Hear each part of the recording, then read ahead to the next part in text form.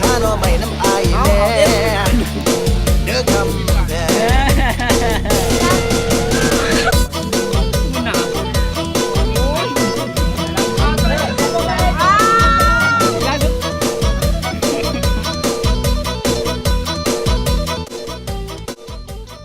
กระโปรงใช้งานไม่ได้กับเก็บอยู่กลุ่มเดี๋ยว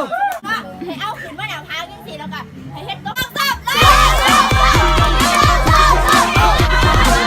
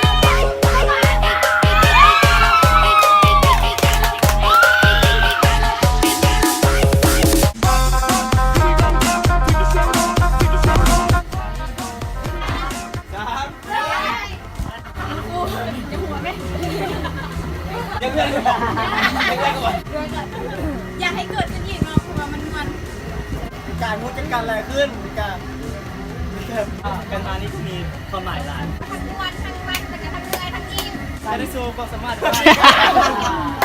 ติ้งก็ ด้วยไอ้ของสำเร็จทั้งมวนเลย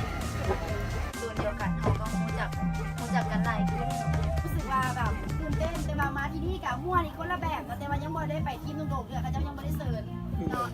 นี่มันเป็นบทบาทที่ว่าเฮ็ดให้เขาฮู้ว่าเขาเป็นผู้ใหญ่เขาและธรรมดาทุกคนในที่นี่จะสามารถพาผู้มาครอบครัวสำหรับการเงินเป็นครอบครัวสำหรับในการใช้ชีวิตร่วมกันเป็นครอบครัวเล่นเป็นความเป็นสุขภาพดีสำหรับการครัวศาสตร์และการในการด้วยบริการจ้าเดือนหน้าเอ้ยอยากเห็นจำนวนคน60 คนว่าเอาได้บ่